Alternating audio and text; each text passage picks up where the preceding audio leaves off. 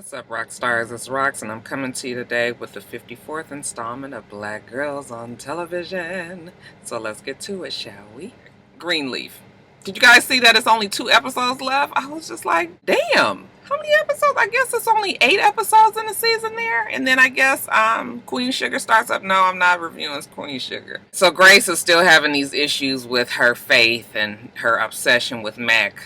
It has actually been a downer this season. I don't like to see Grace, her character, this way.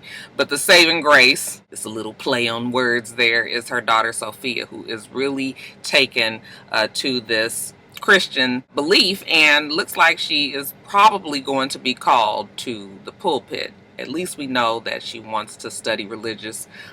She wants to study religious studies when she goes to college, and Grace is all but discouraging her from going. She wants to go to Rhodes College, and evidently it's a small school that has, a small school who has a good religious studies program, and Grace doesn't want her to do it. I'm just like, Grace, girl, you're going to have to get it together. Then another one that gets on my nerves is Jacob's wife. What's her name? Clarissa? Why is she such a fucking downer? All she does is complain. Now, there's this party coming up for Sophia. The daughter wants to go. I do understand why they don't want her to go. I mean, this guy that she has, her boyfriend, he is trouble. Even if he is a Christian singer or a Christian rapper, whatever he is. But Jacob kind of understands her more than the mother does. Or should I say, Jacob gives her more of a pass than the mother does. And she wants to bring Isaiah to Sophia's party. After the mother, discusses that she don't think it's a good idea, Jacob says, you know what, you can do it as long as you guys don't leave the premises. Okay, so she's like, look at us, we're growing. That child is... I mean, we were all teens once, but you know how that shit can go. As far as the divorce proceedings, man, we jumped right on into it, huh? We didn't see him get his lawyer or nothing, but baby, he got one now, Kevin does. Okay, Aaron is representing Chastity. What is it? Is it Charity? Yeah, he's representing Charity, and Kevin's got his person. Their terms are everybody's responsible for the debt that they have incurred. Okay, they have joint custody. All right, but Charity is telling them that, maybe we can be flexible on the joint custody because she plans on taking a baby with her to Nashville to work on her career. Kevin's like, oh, with Jabari, okay, you out there with another man. She's like, why do you even care? But then she feels bad for saying that, he storms out. Proceedings ain't really going all that well. She tries to talk to him after he storms out, but, he ignores her. Aaron is just like, listen, what is going on with the two of you guys? I mean, why is it so upsetting for the both of you? Is there something that I need to know? Okay, Charity almost told Aaron that Kevin was gay, but then she was like, no, don't worry about it, okay? It's nothing. I was just like, you need to tell Aaron so he can get this show on the road, because everybody could tell that Aaron got the hots for Kevin. I think he's got his radar is up, but he just ain't quite sure, okay? He needs a confirmation. You're going to get it soon enough. Charity tells May Kevin is going to sue for custody. And May was just like, why are you guys even breaking up? Like, you guys been in odds with each other for the last year. Don't nobody know why. Did he cheat? No. Did you cheat? No. Well, what is the fucking problem that you guys can't fix? Okay, May is putting the pressure on Charity, and you can tell that Charity is about to break. She has a hard time standing up to her mother. Now, Grace, she is out looking for a new car for her daughter, for her birthday. I guess she's turning 16, and it's her, coming out party they're going to have for her. She's there with Rick Fox. You can tell that she's really starting to like him. I still don't trust him. She's talking to him about the party. She invites him. He was like, you sure your family going to be with that? She was like, I'm sure. You should come on out. We're going to have a party tomorrow. Back at the church, Grace is still trying to figure out how she can get her daughter to go to a bigger school, try to broaden her horizons. Why are you fooling with this religion thing, girl? She's talking to Northwestern. That's where she went. Bishop comes in there while she's on the phone, and when she gets off, he's like, look, what happened with you and the married couple that you were supposed to marry? She was just like, yeah, it's been hard, Dad. Okay, and he's like, just once, I wish somebody would come up in this church and tell me what a good job one of my kids have done. She says, listen, Daddy, I'm sorry, I'm not there right now. I'm trying to make it back. He says, don't worry about it. Don't worry about it, Grace. I'm gonna handle it. Okay, she was like, listen, Dad, I wanted to see about bringing a friend to Sophia's party tomorrow. Okay, he was like, oh, me and your mom was wondering when you was gonna start dating again. Who is it? She told him it's Rick Fox. Okay, he was like, Of all the people, that's who you trying to be with? She was just like, yeah, Daddy's a good guy. And he was like, yeah, I'm going to get back with you on that one. Now, let's jump over to Skanks. Skanks is practicing his sermon. Jacob goes over there to talk to him. He said he was looking over the books and looking over the files and everything, and he ran across this person that gives money quite often. His name is Bass Reeves. Who might that be? Oh, it's a long story. Child, Skanks go through all of these different motions, just like the retired pimp that he is, and I use the term retired loosely. But to make the longest story short, he is Bass Reeves. Okay, and basically he goes out and gambles. I'm assuming he's using money from the church to gamble, assuming that he's going to be able to win, and then he's taking that money and putting it back in the church. All right, and I'm assuming he's putting it back in the church because we just remember his wife said they ain't got no damn money, remember? And that's probably because you don't always win. With every win, it's about 5 losses. That's what my dad always used to tell me. So he's depending on Jacob to keep his secret, and you know, Jacob, he's so fucking stupid. I tell you, Jacob gets on my nerves. All right, really, all of the kids are getting on my nerves this season, and it's too bad because now you just really see that Jacob is so impressionable, so naive. Oh, I'm just like, what is wrong with Jacob? We had a little bit of glimpse of hope when he went off on everybody last week, but child, back this week, he back the same way he used to be. After they go to this men's luncheon, the prayer luncheon, Skanks gets a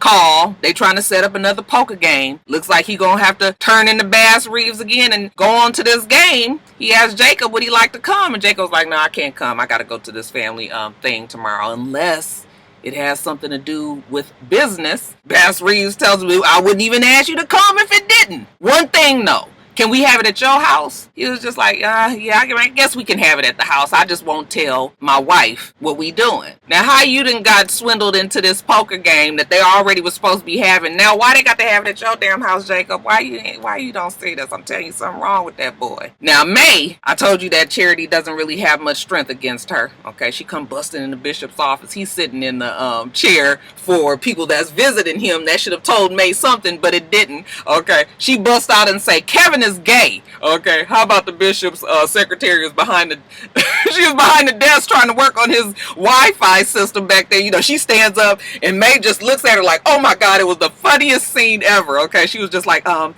gonna go back outside. Okay, and May gonna tell her, yeah, loose lips sink ships, otherwise don't say shit. But you know, May tells him that Kevin is gay. He was like, where you get this information from? She's a Charity just told me. The boy is gay and we got to do something about it. We got to have him out. We cannot have him putting any kind of bad name on the church. He got to go. All right, Bishop is like, that's Nathan's father. We can't just very well throw him out. Yes, we can, because Charity is suffering like she really cares. You guys know Lady May is only concerned about appearances. He was just like, look, okay, I can't worry about that right now. I got too much other stuff to worry about. She was just like, what else you got to worry about? We see him go and talk to Grace, and he says, look, I talked to May. She said that your boy can't come. Okay, she was just like, well, thanks for trying. He said, I didn't really try. I didn't really feel like looking at his ass either. She was like, well, thanks for telling me the truth. So she goes and she tells Rick Fox, my parents ain't really feeling it. You can't come to the party. Now, Rick Fox is at work. He kind of glances around uncomfortably, and then he tells her, you know, why don't we just be friends? And she was just like, be friends like we won't see each other often? And he was just like, I mean, you know, you a preacher. I'm never going to church. I mean, just all these old jacked up ass reasons. Y'all been doing it thus far. I mean, I guess he could be in his feelings about the fact that her family is not really going to accept him, but I still feel like it has more to do with him about to do some sort of expose on the family, and he's trying to distance himself because now he's probably having feelings for her. But anyway, she's heartbroken. She got the little tears, the little glisten on there. I said, oh girl, not the Mimi tear. We see Jacob back at the house. He tells his wife that he's not going to go to the party because he's got work things to do. His wife was looking like she was irritated. He was like, you want me to, you know, I won't go if you don't want me to. And she was just like, oh, don't worry about it. You go on and go. I'm jealous, actually, that I got to take my ass down there. But it's fine. If you got work things to do, that's fine. Okay, so he is off the hook. May, she's at the house trying to get the house together for this party that she's having for her grandbaby the next day. And she sees Kevin. Kevin, come on over here and let me talk to you for a second. He was like, what's up, Mom? She was just like, yeah, you know, I've been through a whole lot of divorces with many of the women in the church. And what I have noticed that a lot of times there's reconciliation. And that usually happens when everybody keeps an eye on what they stand to lose. You understand what I'm saying? He was like, oh yeah, I got you real, loud and clear. She says that she hopes that it don't spin out of control where, everything starts to spill out of the basket and all the dirty laundry is on the line. Do you understand what I'm saying? Oh yeah, loud and clear. Okay, so Kevin is hot now. He goes back to Charity and he was like, you told your mother that I'm gay? She was just like, I'm sorry.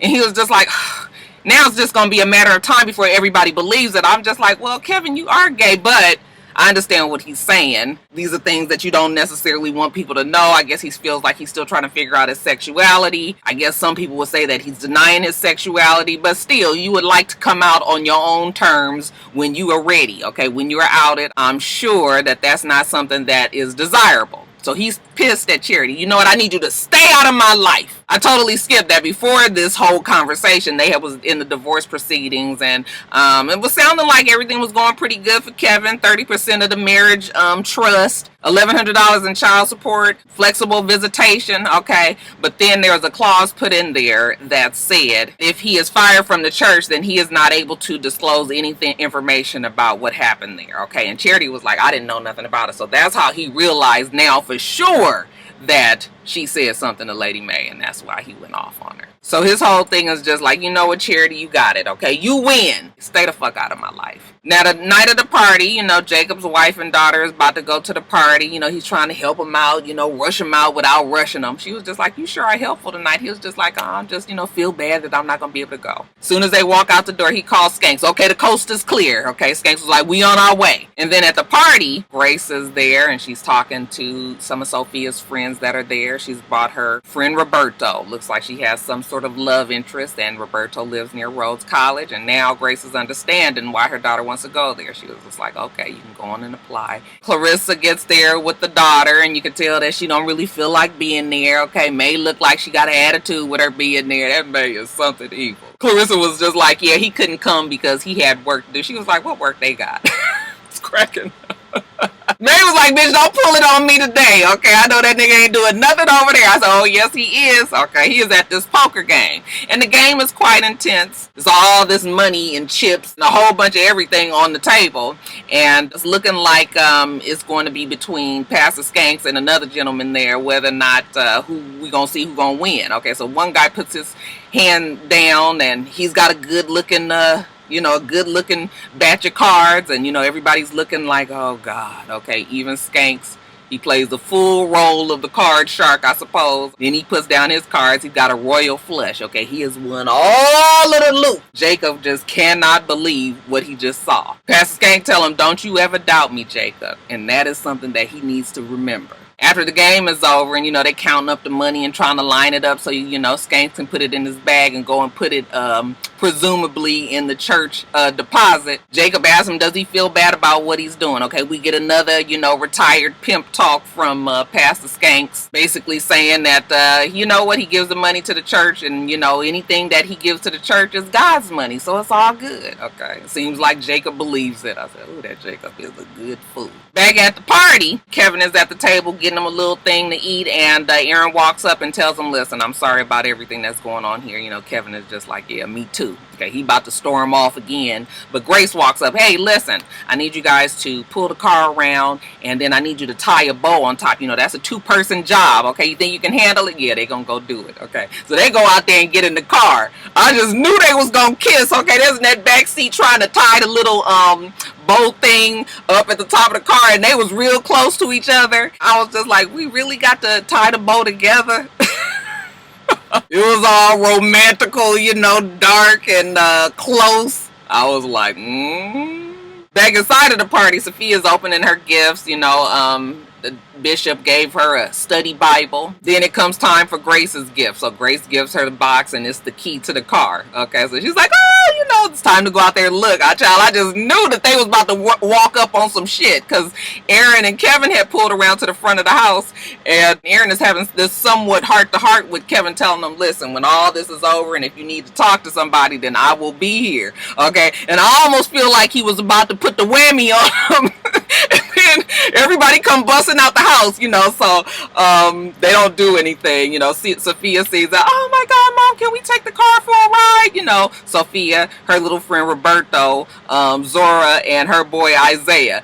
You know, mom was like, yeah, go on. You guys put your seatbelts on. Make sure that you're safe, and y'all be back before 11. So they take off, and they go to some little, I'm assuming some little teen spot or maybe some little restaurant or something. And sure enough, hot in the asshole, Zora and Isaiah, they want to leave, okay? And she was just like, no, we already said we were going here and this is what we doing. Okay, that's what Sophia's telling her. She was just like, oh, you know, why are you even doing this right now? We're out and we want to go somewhere else. And Sophia was just like, why are you doing this right now? Why one time can it be about me? You always got to take over and you always want to do what you want to do. Bitch ain't getting in trouble for your ass today. Zora's like, okay, so you're not coming? She's like, no, I'm not coming. Okay, so Zora and her boyfriend go off. Now, we already know that's fixing to be trouble. Your daddy just gave you a pass and you fucking it up already. I guess some teens gotta try it, though. After the party is over and May is, you know, happy about how everything turned out, she sees Charity. She goes, oh, Lord, what is wrong with you now? My children is always upset about something. Charity was like, I'm not gonna let you fire Kevin. I know you had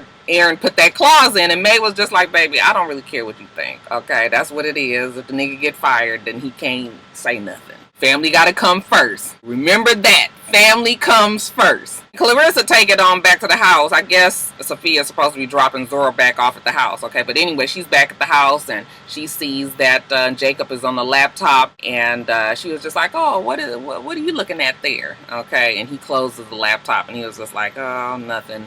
Just a gentleman named Bass Reeves. I was just like, why would he tell her the guy's name? Of course she's going to remember that. So dumb. But anyway, how was the party? She was just like, you know, your mama and your daddy got on my damn nerves. The house is still real big. Very much unlike this house. Okay, just steadily complaining. He says, baby, don't worry about it. I promise we gonna move. He gets up, takes the laptop, and he walks off. Okay, right when she looks down, she sees $100 bill just crumpled up on the floor. She know that they ain't got no damn $100. They ain't got enough money to just be, you know, misplaced on the floor, and ain't nobody missed it. So she picks that up and she's just like, And then lastly, Bishop is writing a passage into the study Bible that he got for Sophia. Grace says, yeah, I noticed that you gave him a study Bible. And he was just like, yeah, well, I mean, if she's ready to practice, then I might as well encourage her since somebody else isn't doing it. What will it take to bring you back? And she says, you know, Mac being in jail forever. I say, here we go with this.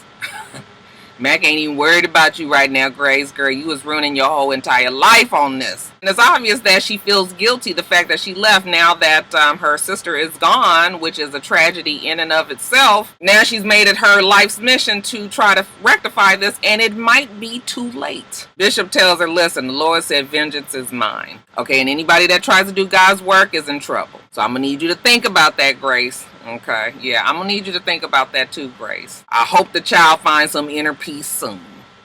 Child, so much happened in Scandal. Oh, so much. It opens with a news channel talking about the Electoral College choosing whether or not Cyrus or Melly will be president. Okay, it skips over to seeing David and his girlfriend, remember Ponytail they're having sex. Afterwards, they're both a little parched. He asks her, does she want anything to drink? She says, yeah. He goes to the refrigerator and Jake gets him. Okay, covers his mouth.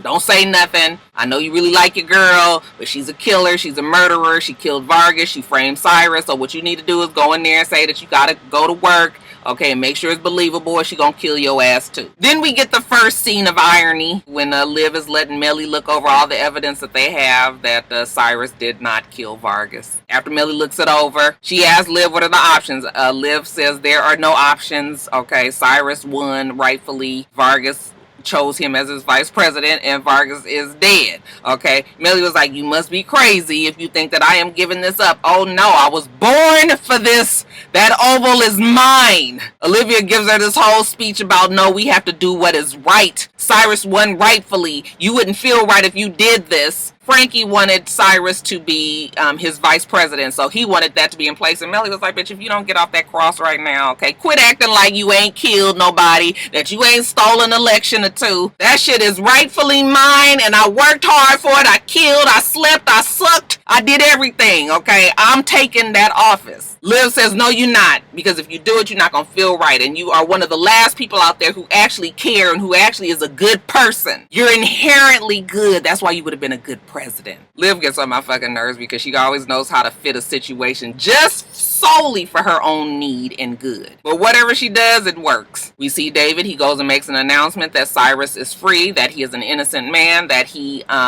did not kill Vargas. They ask who's going to be the next president, and David says, well, you know what? That will be up to the electors. If that's who they choose, then Cyrus will be the next president of the United States. Liv goes and talks to Fitz. She tells him that Millie is going to concede the next day and that Cyrus is going to get this spot. And Fitz, you know, he's feeling sorry for his dear Liv. He's, come here. And he gives her a hug. I know you deserve this. You know, she was like, I needed this. I wanted this. And then she walks off. I said, oh, God. Is this the forewarnings of Olitz again? Now, they done got Cyrus out of jail, and Abby brings him to a safe place in a hotel. Okay, and Cyrus is looking like he cannot believe what the hell has just went down. Abby says, whatever you need, I'm going to get it for you. You're going to be safe here. I think this is better than you trying to go home right now. Okay, what do you want? He want to see little Al Quenisha. Okay, she said, yeah, I talked to Michael. He said that is not going to be possible. Anything else you want, though, I got you. But it looks like Cyrus is about to have a nervous breakdown. I would imagine, I mean, it's understandable, all the shit that Cyrus has been through. You know, he has these flashbacks of everything. I said, post-Cyrus. This is a little bit too much for even the monster that he is. Now, we got Melly on board about conceding. Then, next thing you know, here come Liz. I said, look at Liz. I tell you that Liz is an opportunist, ain't she? Okay, she was just trying to get Cyrus. Now she back on Melly's boat, trying to see why she's giving up on becoming a president. And Melly was like, you don't even like me. Why are you here? Okay, and she gives her this whole, you know, speech because Melly is very smart and she deserves it. And she knew that Melly was going to give up this easily and didn't fight for the position that was rightfully hers. She wouldn't have voted for her. Later on at Olivia's house, we see that Huck is out the hospital. You know, they're all fussing over him, Quinn and her. And while they're there trying to get him together, Melly comes and she was like, listen, I thought about it and I don't think I have to concede. How about we just let the Electoral College do what they got to do? Liv was like, no, we're not going to do that because we already said what we were going to do, and that is the right thing to do, is to concede and let Cyrus take the spot. It would not be fair. I wouldn't even help Cyrus if he didn't win fair and square. He's been tainted by this. I mean, just imagine, he's had his mugshot all over the world and everybody has seen him, and Melly was like, listen, okay, I don't really care about all of that.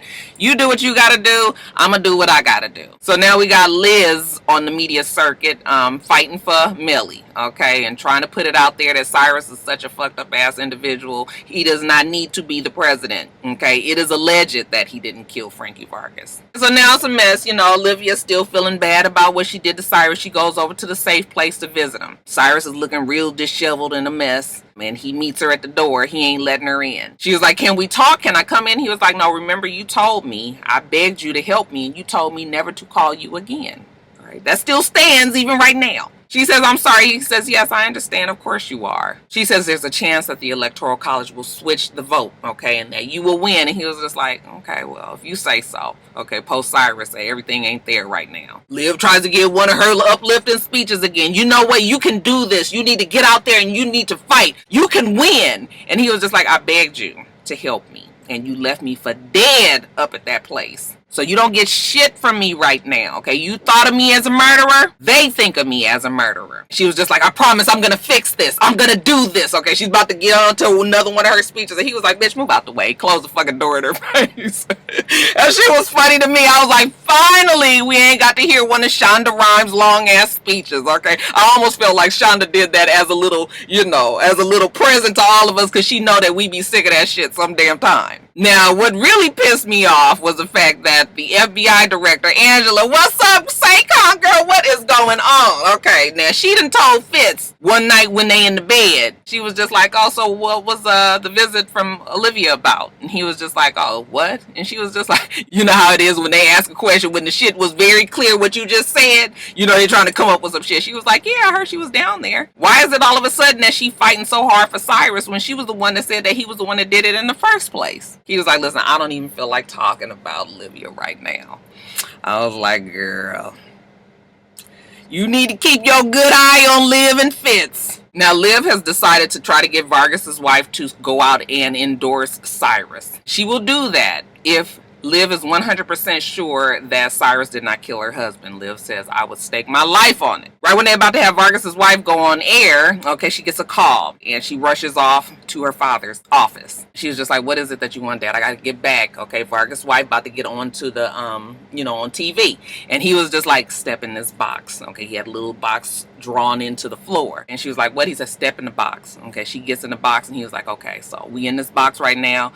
Ponytail Day and the man, they watching us, but they can't see us. Okay, there is a dead spot in this office. But I'm trying to tell you right now that you need to stop this shit with Cyrus. It's already done. If Cyrus becomes the president, they will kill you. Olivia Pope can't even think of defeat. Oh no, they will not do such thing. I am going to win this. He is so frustrated with his fucking headstrong ass daughter, who is exactly like him. He says, listen, there is no win or lose. There is only life or death. These people don't fuck around. I'm gonna need you to stand down, Liv. I am not playing with your ass. The only reason that I'm alive is because they believe that I have influence over you. If you walk out that damn door without heeding my advice, though, I will be extinct. She's just like, oh, Dad. Okay, I will see you very soon. She got to get back to Vargas' wife. What did you say, though, Dad? Okay, survival of the fittest. Okay, this the fittest right here. So we get Vargas' wife. She goes on there. She endorses Cyrus. But then as a blow to Cyrus, they get Michael on the air.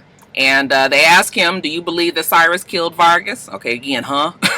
Do you believe it? And he was just like, no, I don't think that he killed him. However, Cyrus is not a good person. Cyrus did lie. He cheated. He stole. He had me as a fucking nanny and a maid. He wouldn't come home at night. I had to hug my own damn self, me and Alaquanisha. And I believe that he used me. So even though Vargas's wife has endorsed him, I cannot. He will not be getting my vote. So Liv is pissed. Okay, she calls Melly. She was just like, how dare you put Cyrus's personal life on the line like this? And she was just like, I did not do that, okay? And Liz just called and asked me the same damn thing. But if anybody should be ashamed, Liv, it's you. So Liv talks to Fitz about it, and he was just like, she's lying. She's only doing that to make herself look good. You know how Fitz is when it comes to Melly. He's such a fucking narcissist. Ugh, he gets on my damn nerves sometimes. Olivia says, no, I don't really think so. But I did go and talk to my father, and he told me that, Ponytail Day and the man is going to kill him if anything happens with Cyrus. Fitz was just like, well,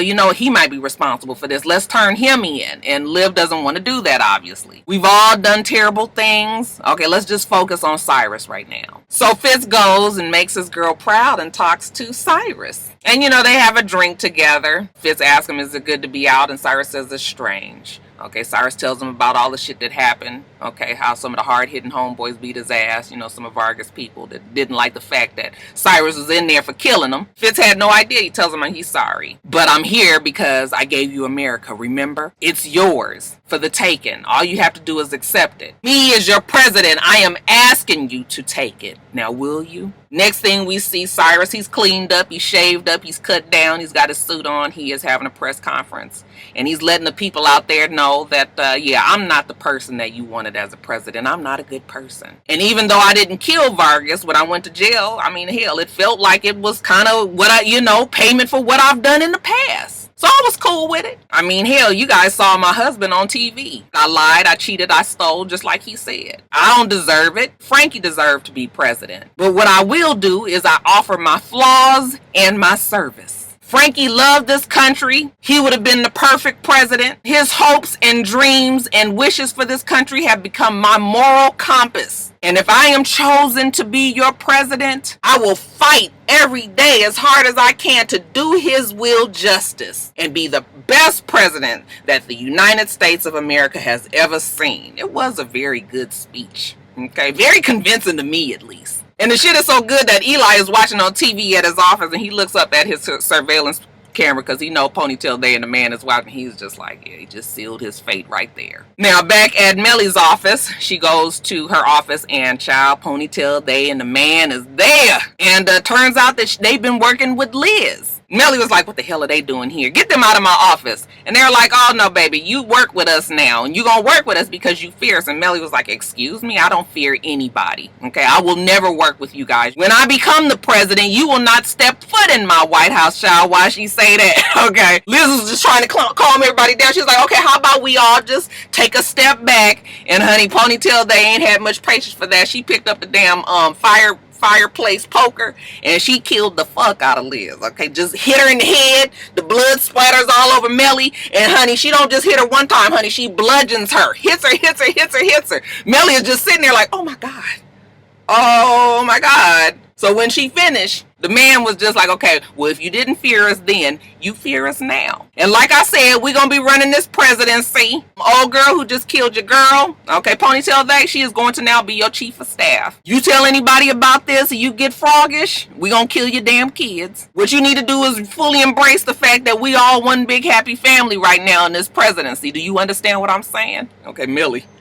Yeah. Girl, you better have. Congratulations, you about to be president. Now, FBI rock star, okay, Angela, she didn't notice that Liv might be involved in paying off Tom Larson. She takes that paperwork to Fizz, and she was just like, I'm gonna serve a warrant for Liv's arrest, because it looks like she might have been involved in this whole setup with Cyrus. Fizz gonna look at her and tell her that she's doing this shit for ulterior reasons. I said, ain't this about a bitch? This motherfucker think that this woman can't do her damn job because she's so wrapped up in, being fucked by the fucking president of the United damn States of America. I said, this nigga got his goddamn... Oh, I was so through when he said that. She looked and she said, what? He was just like, yeah, you have to live, and basically that's just because of me. And she was just like, boy, I am the fucking director of the FBI. Not some chick that got dissed at the fucking prom. Fuck you think this is? I ain't went to school and studied my whole damn life and passed all the tests and climbed through the ranks to become the damn FBI director to be sitting up here fucking on you, and you think I'm doing it because of Liv's ass? Excuse me? I was so disgusted. She said, I'm filing this motherfucking warrant because the bitch looked like she was involved. I'm gonna need you to respect that decision, respect me, respect my job, and I will see your motherfucking ass later. I was just like, girl!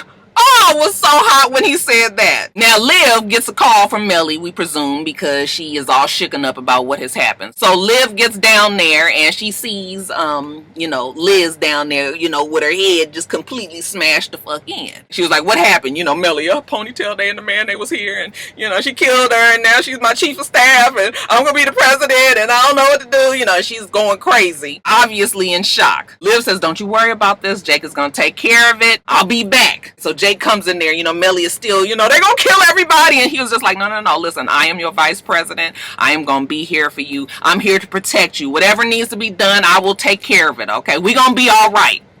In the words of K-Dot. Now, Liv goes to tell Fitz what happened, and he tells her that Angela's about to arrest her, okay? And that is probably because of him. And if he asks to, he gonna ask her to step down. He don't really want to do that, but he will if he has to, because he got to protect his precious Liv, okay? Liv was like, no. This will work perfectly, okay? Because I'm her campaign manager. If they arrest me and put me in jail, there's no way that the Electoral College could pass her as president. He was just like, I won't let you do it. And she was just like, you don't have any choice. All right, I'm going to do what I got to do to protect everybody. He says, but your father is guilty. She says her father will die if he goes to jail. Do you understand that? You cannot try to put my father in jail. He says that he will lose her forever. He cannot let her do that. And then she was just like, you know what? I guess this is goodbye. Okay, see you later, Fitz. Now the day comes when the Senate is deciding if they're going to agree with the Electoral College. Angela busts into Fitz's office. What is this? Why is Liv not being arrested? I was just told that I was being replaced and that somebody else was leading the investigation. And he was just like, yeah, looking up at her. Okay, not only are you not leading it, but you getting transferred to Omaha or some bullshit like that. She said, you are interfering with the investigation of the murder of a president of the United States. And he was just like, or you can resign.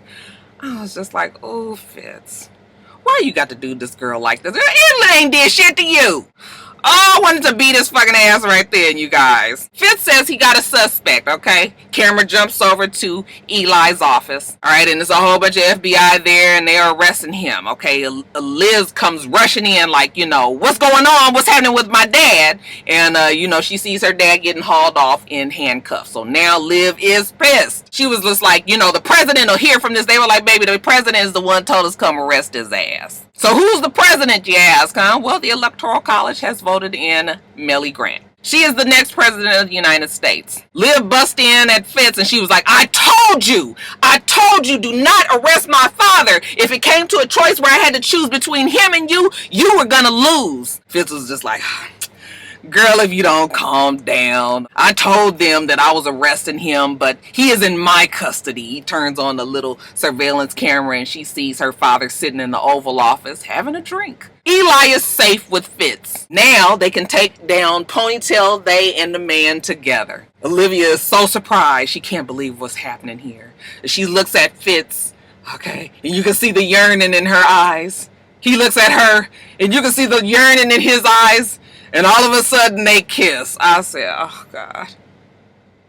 Here we go again, you guys. Oh, Litz is coming. I will admit, I did have a little twinge of nostalgia when them two did kiss. It was very short-lived. It reminded me of the good times when we used to love the fact that they were together. But today I was just like, oh God, here we go. And because she's so overwhelmed that Fitz has done this for her, she takes him in the room, and I presume they going in there to fuck. Oh, so much on Scandal, y'all. Good episode, but oh, are you ready for old Litz again? Alright, you guys, that's it. Let me get off of here. Make sure you rate, comment, and subscribe to the channel. I'm itsrox. The channel is for itsrox. Everything else I do will be in the bottom bar. Alright, so I hope that you have a wonderful, wonderful rest of your day. I plan on doing the same. Till next time, Roxstars. Bye.